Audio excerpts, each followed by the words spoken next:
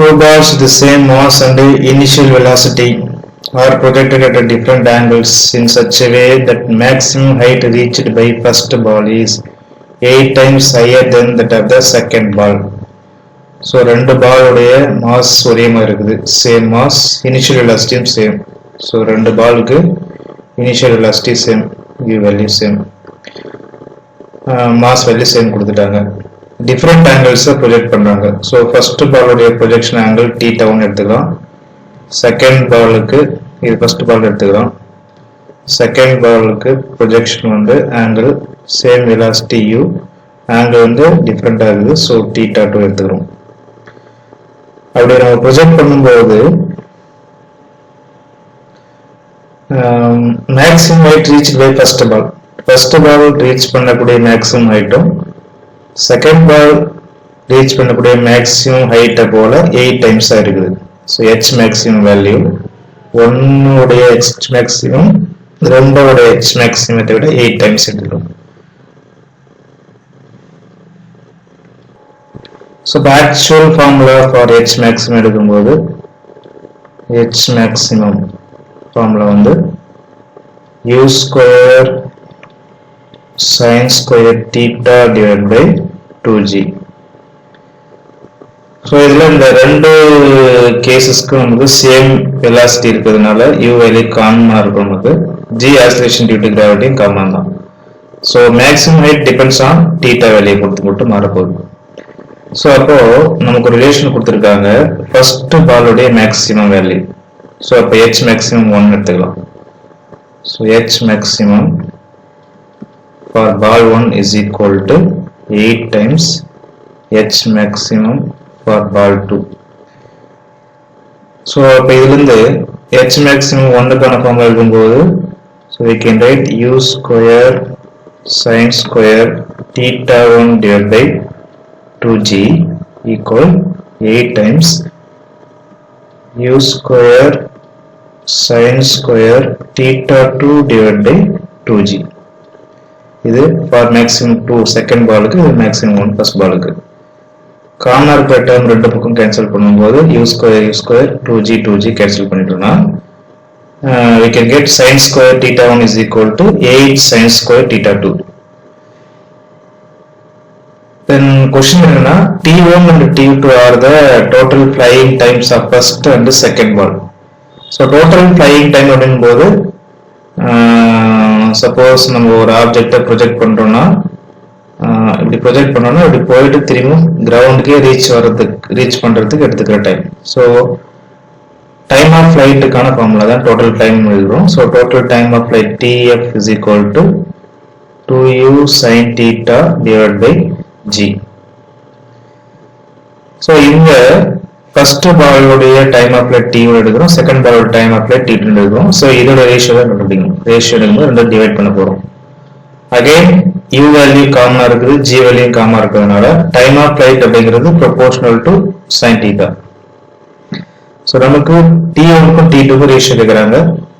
So time of flight of first ball divide by time of flight of second ball is equal to, so proportional இருக்கிறதுனால so sin θ1 divided by sin θ2.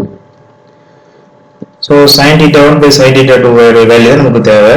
So நமக்கு இந்த ஈக்குவேஷன்ல நமக்கு இந்தக்கு உண்டான வேல்யூவை இந்த relation கொண்டு வந்துடும். ஸோ அதாவது எப்படின்னா sin square θ2 இந்த பக்கம் எடுத்துட்டு போயிட்டோம்னா we can get sin square θ1 divided by sin square θ2 is equal to 8.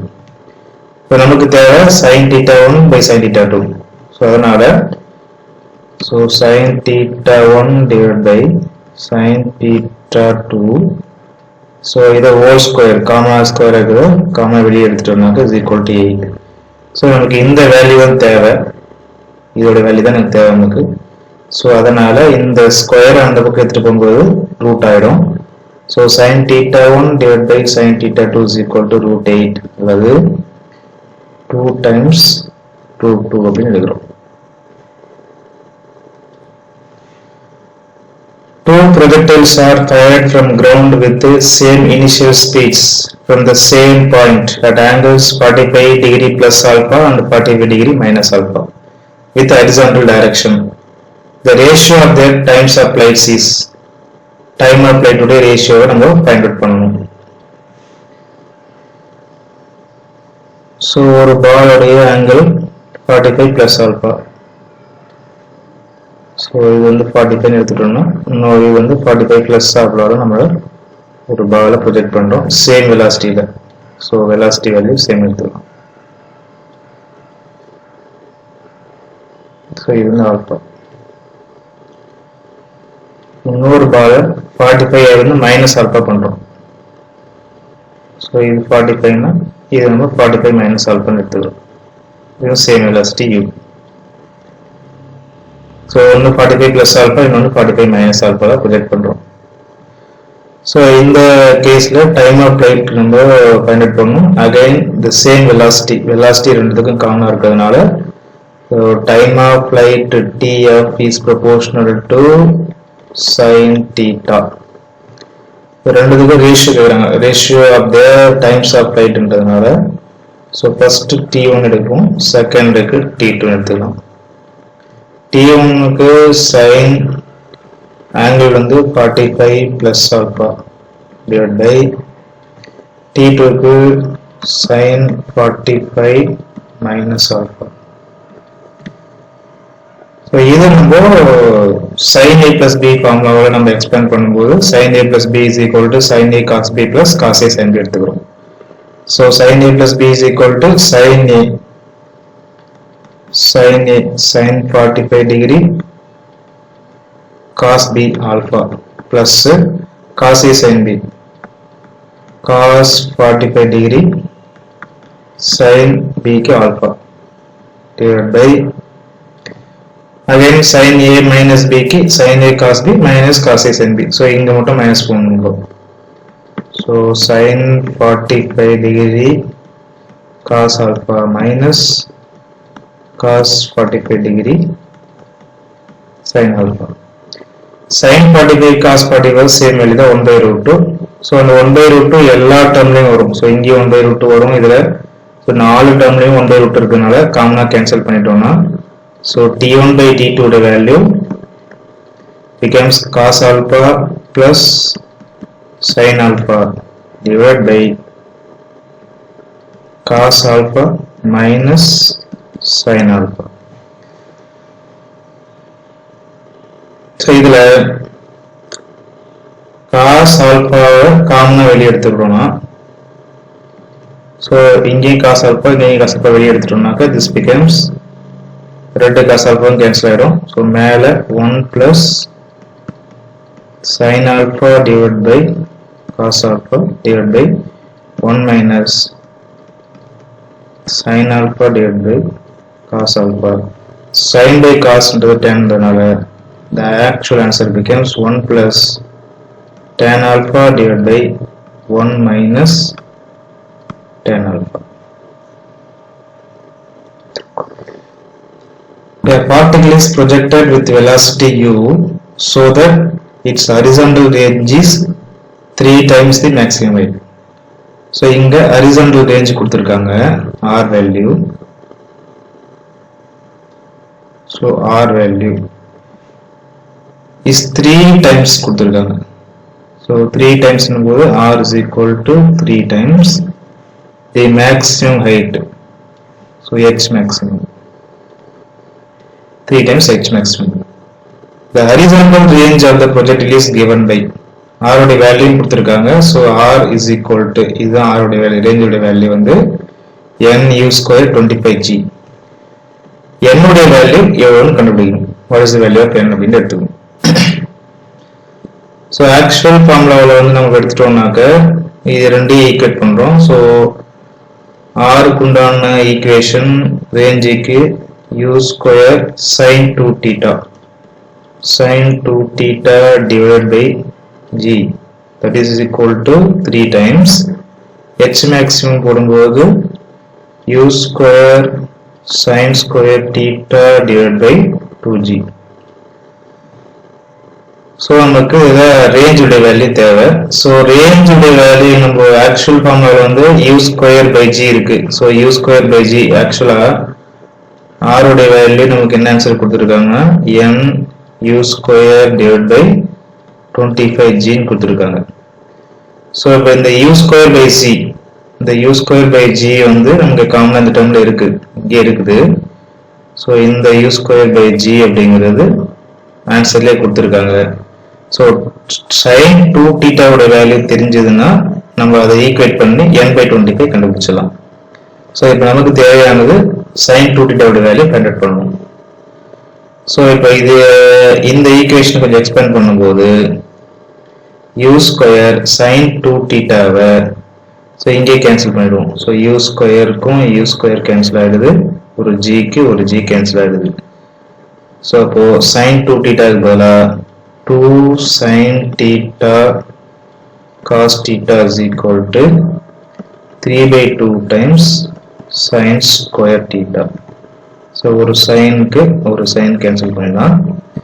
So sin by cos, so cos இந்த பக்கம் கூட sin by cos ஆகிடும், பிகான் tan split ஆகுது. So tan θ is equal to 4/3. tan θ is equal to 4/3. So ஆக்சுவலாக வந்து tan θ அப்படிங்கிறது என்னன்னா, suppose இந்த போர்ஷன் நான் 4 எடுத்துருக்கேன், ஸோ 4 எடுத்துக்கலாம். ஸோ இதை வந்து 3 அப்படின்னு எடுத்துட்டோம்னா திஸ் ஒரு ஆங்கிள் θ. ஸோ அப்போ tan θ is equal to 4/3 கிடைக்கும். ஸோ நமக்கு வந்து ஆக்சுவலாக என்னன்னா sin 2θ வேலையும் தேவை, ஏன்னா sin 2θ is equal to தான் n/25 நம்ம ஈக்குவேட் பண்ண போகிறோம். So, for sin 2θ is equal to n/25. அதாவது 2 sin θ cos θ equal to n/25. So, θ ஓட வேல்யூ நமக்கு sin நமக்கு தேவை. So, இங்க 3 இங்க போடும்போது ஆட்டோமேட்டிக்கா hypotenuse become நமக்கு 5 ஆயிடும். So 2 into sin θ, sin θ என்றது opposite divided by hypotenuse, so 4/5.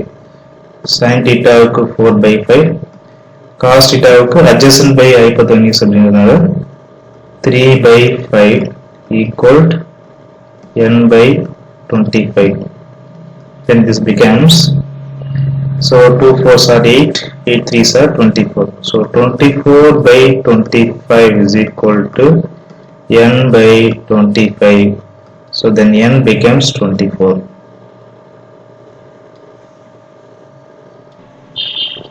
A particle is projected with velocity u so that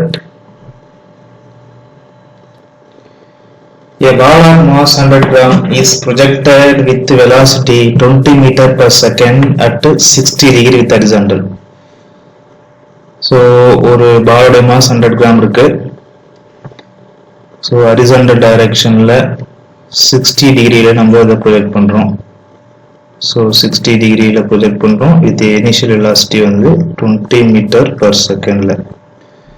The decrease in kinetic energy of the ball during the motion from a point of projection to the highest point. So இந்த பாயிண்ட்லேருந்து இது maximum இப்போ லைட்டில் போயிட்டு இங்கே திரும்பி வருது. So இது is the point maximum point. So இந்த பாயிண்ட்ல இருக்கக்கூடிய kinetic energy, இது வந்து ke kinetic energy final எடுக்கலாம். ஸோ இங்க kinetic energy initial எடுத்துக்கிறோம். ஸோ கொஸ்டின் என்னன்னா decrease in the kinetic energy. decrease in the kinetic energy எவ்வளோ வந்து நமக்கு kinetic energy வேல்யூ குறையுது அப்படிங்கிறத நம்ம ஃபைண்ட் அவுட் பண்ணுவோம். ஸோ டிக்ரீஸ் ஆகிற வேல்யூ தேவைன்னா இனிஷியலா இருக்கிற kinetic energy எவ்வளோ, ஃபைனலா இருக்கிற kinetic energy எவ்வளோ, அது ரெண்டு நம்ம டிஃபரன்ஸ் எடுக்கணும். So change in kinetic energy is equal to எவ்வளவு குறையுது அப்படின்னு எடுத்துக்கலாம்க்க இனிஷியலா எவ்வளவு இருக்குது, ஸோ எவ்வளவு இருக்கு மைனஸ் ஃபைனலா எவ்வளவு இருக்குது. ஸோ இது ரெண்டையும் நம்ம டிஃபரெண்ட் பண்ணோம் அப்படின்னா எவ்வளவு அமௌண்ட் குறைஞ்சிருக்கு அப்படிங்கிறத நம்ம கன்வெர்ட் பண்ணலாம். Actual formula for the kinetic energy வந்து so half mv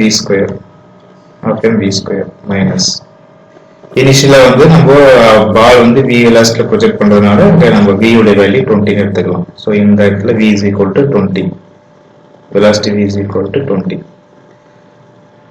at maximum point ஒரு projectile motionல maximum point reach பண்ணும்போது vertical component of velocity becomes 0. So அப்போ இங்க v sin theta is a vertical component velocity. So இதோட value வந்து along the vy, அதாவது velocity along the vertical direction becomes 0 at the maximum point. அப்ப இந்த இடத்துல வந்து only ஒரே ஒரு காம்போனன்ட் மட்டும் தான் இருக்கும், அது horizontal velocity component.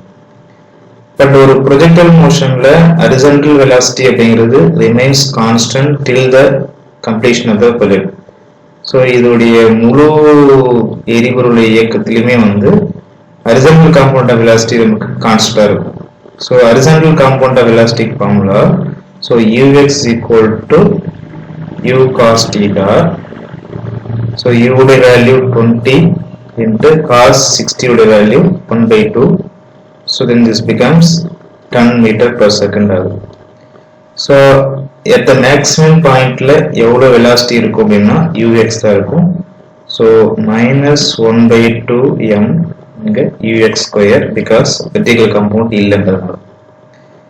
So values la substitution pannona 1/2 common veliya eduthurom, mass value common veliya eduthukona 10 power minus 1 kilogram ஆகும். 100 gram kilogram ஆகும்போது 10 power minus 1 ஆகுது. v square போடும்போது initial velocity 20 square போடும்போது 20 square வந்து 400 minus maximum point velocity நமக்கு 10 இருக்கு. So 10 square போட்டோம்னா 100. So 400 minus 100 300. So 1/2 into 10 power minus 1 into 300 3 into 10 power 2 எடுத்துக்கிறோம். So then it became 30/2, that is equal to 50 joules. So change in kinetic energy அப்படிங்கிறது 50 joules அப்படின்னு நமக்கு கிடைக்கும். A particle is projected at an angle of 30 degree from the horizontal at a speed 60 meter per second. The height traversed by the particle in the first second is h0. The height traversed in the last second before it reaches the maximum height is h1. The ratio h0 is to h1.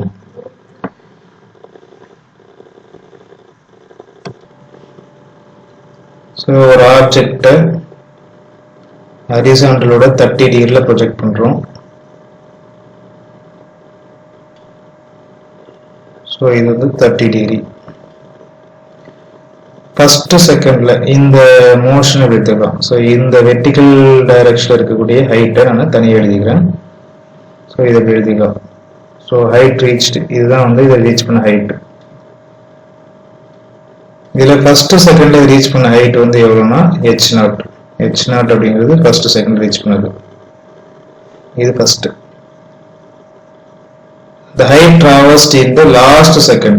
Suppose இந்த இதுதான் இதோடைய last செகண்ட்ல reach பண்ண டிஸ்டன்ஸ்னா இதை வந்து h1 அப்படின்னு எடுத்துக்கலாம். So இந்த h0க்கும் h1க்கும் எவ்வளோ ரிலேஷன் அப்படிங்கிறத கண்டுபிடிக்கணும். Ratio between h0 and h1 தான் நம்ம ஃபைண்ட் அவுட் பண்ணணும். ஃபர்ஸ்ட் செகண்ட்ல டூரிங் த மோஷன்ல ஃபர்ஸ்ட் செகண்ட்ல ரீச் பண்ண ஹைட்டுக்கும் லாஸ்ட் செகண்ட்ல ரீச் பண்ண ஹைட்டுக்கும் எவ்வளோன்னு நமக்கு தேவை. ஸோ ஃபர்ஸ்ட் செகண்டுக்கு நம்ம எவ்வளோ ஹைட் ரீச் பண்ணிக்கோம் அப்படிங்கிறத ஜென்ரலாக ஈக்குவேஷன் ஆஃப் மோஷனில் s equal to ut plus 1/2 at ஸ்கொயரை யூஸ் பண்ணி நம்ம போட முடியும். பட் h1 லாஸ்ட் செகண்ட் நமக்கு தேவைன்னா இங்கிருந்து மேக்ஸிமம் ஹைட் ரீச் பண்ணுறதுக்கு எவ்வளோ டைம் எடுத்துக்குது அப்படிங்கிறத தெரிஞ்சால் மட்டும்தான் லாஸ்ட் செகண்டுக்கான ஃபார்முலாவை நம்ம யூஸ் பண்ண முடியும். ஸோ முதல்ல h0 வேல்யூ ஃபைண்ட் பண்ணிடுவோம். So equation of motion s is equal to ut plus 1/2 at square அப்படிங்கிறது actual formula. But motion வந்து upward இருக்குது, gravitation downward இருக்கிறதுனால so actually வந்து first secondல இது travel பண்ண distance நம்ம வந்து h0 எடுத்துக்கிறேன். எவ்வளோ velocity நம்ம ப்ரொஜெக்ட் பண்ணுறோம் அப்படின்னா 60 மீட்டரில் ப்ரொஜெக்ட் பண்ணுறோம். ஸோ 60 மீட்டர் per secondல ப்ரொஜெக்ட் பண்ணுறதுனால ஸோ u வேல்யூ 60. பட் ஆனால் இங்கே 60ன்றது ஆக்சுவலாக வந்து டோட்டல் வெலாசிட்டி தான். But vertical componentல நம்ம vertical directionல எவ்வளவு movement எடுக்கிறதுனால we have to find the velocity component along the vertical. So vertical directionல velocity எடுக்கும்போது Vy is equal to V sin 30 So V உடைய value 60 into sin 30 உடைய value 1/2 போட்டோம்னா actual velocity along the vertical எடுத்துட்டோம்னா 30 metre வரும். So 60/2 actually வந்து U உடைய value 60/2. So first second அப்படிங்கிறதுனால time உடைய value t is equal to 1 second எடுத்துக்கிறோம் minus ஏன்னா மைனஸ் ஏன் போறோம்னா g உடைய வேல்யூ டவுனோட இருக்கிறதுனால. So g உடைய value 10 divided by 2. So a/2 க்கு g/2 10/2 t ஸ்கொயர் வந்து first second அப்படிங்கிறதுனால 1 ஸ்கொயர் எடுத்துக்கலாம். So நமக்கு கிடைக்கிற வேல்யூ 60/2 உடைய value 30 minus 10/2 becomes 5. So is equal to 25 meter. So first ஒரு செகண்ட்ல அதை டிராவல் பண்ண height உடைய வேல்யூ 25 மீட்டர். இப்போ மேக்ஸிமம் ஹைட் ரீச் பண்றதுக்கு அதுக்கு எவ்வளவு டைம் எடுத்துக்கும் அப்படிங்கிறது நமக்கு ஃபைண்ட் அவுட் பண்ணணும். மேக்ஸிமம் ஹைட் ரீச் பண்றதுக்கு எவ்வளவு டைம் எடுத்துக்குது அப்படின்றது. ஸோ மேக்ஸிமம் ஹைட்டுக்கு நம்ம என்ன செய்யறோம்னா டைம் ஆஃப் ஃளைட் நமக்கு தெரியும். ஸோ இங்க இருந்து முடியும் ஃபுல்லா திரும்பி ரீச் ஆகிறதுக்கு எவ்வளவு டைம் எடுத்துக்கோ டைம் ஆஃப் தெரியும். டைம் ஆஃப் ஃளைட்ல half the value தான் மேக்ஸிமம் ஹைட்டுக்கு ரீச் பண்றதுக்கான இருக்கிற டைம். ஸோ எக்ஸாம்பிளா ஸோ இங்கிருந்து மறுபடியும் திரும்பவும் இங்கேயே வர்றதுக்கு கிரவுண்டுக்கே வர்றதுக்கு இருக்கிற டைம் வந்து டைம் ஆஃப் ஃளைட் எடுத்துட்டோம்னா ஸோ மேக்ஸிமம் ரீச் பண்றதுக்கு இருக்கிற டைம் வேணா நம்ம டிஎம் எடுத்துக்குவோம். So TM is equal to total time of ஃளைட்ல ஹாஃப். ஸோ கீழேருந்து மேலே போறதுக்கு எவ்வளோ டைம் எடுத்துக்கும் சேம் டைம் தான் மேலேருந்து கீழே வர்றதுக்கு எடுத்துக்கும். ஸோ அப்போ மேக்ஸிமம் ஹைட் ரீச் பண்றதுக்கு எவ்வளோ டைம் எடுத்துக்கும் ஃபைண்ட் அவுட் பண்ணா TM is equal to time of ஃளைட்டுக்கு value 2u sin theta divided by g divided by என்ன tm is equal to t of divided by 2 ன்னு போடணும். ஸோ இந்த 2 கேன்சல் ஆச்சுன்னா this becomes u sin theta by g. u sin theta ஓட value ஏற்கனவே find out பண்ணிக்கிறோம். So there is v sin theta is equal to 30 divided by g உடைய value 10. So this becomes 3 seconds. அப்போ இங்கிருந்து maximum ஹைட்டை reach பண்றதுக்கு நமக்கு எவ்வளவு ஹைட் எடுத்துக்குனாக்கா எவ்வளவு டைம் எடுத்துக்கு 3 செகண்ட்ஸ் எடுத்துக்குது. ஸோ h1 அப்படிங்கிறது லாஸ்ட் செகண்ட். அப்போ 3வது செகண்ட்ல நமக்கு ரீச் பண்ற டிஸ்டன்ஸ் எடுத்துக்கலாம். ஸோ அதுக்கான formula Sn, the distance traveled in the nth second-க்கான formula Sn is equal to u plus a/2 into 2n minus 1. இந்த ஃபார்முலா யூஸ் பண்ணா நமக்கு இந்த 3வது செகண்ட்ல மட்டும் எவ்வளவு டிஸ்டன்ஸ் டிராவல் பண்ணிருக்குன்னு நம்ம கண்டுபிடிச்சிடலாம். ஸோ Sn போடும்போது தேர்ட் செகண்ட்ல மட்டும்ன்றதுனால நான் h1 எடுத்துக்கிறேன். Initial velocity 30. ஏன்னா அகைன் வெர்டிகல் டைரக்ஷன் இருக்கனால வெர்டிகல் டைரக்ஷன்ல இருக்கக்கூடிய வெலாசிட்டி காம்பனன்ட் எடுக்கணும். ஸோ அதனால u sin theta எடுத்துக்கலாம் வெர்டிகல் டைரக்ஷன்ல இருக்கிறதுனால. So u sin theta value 30.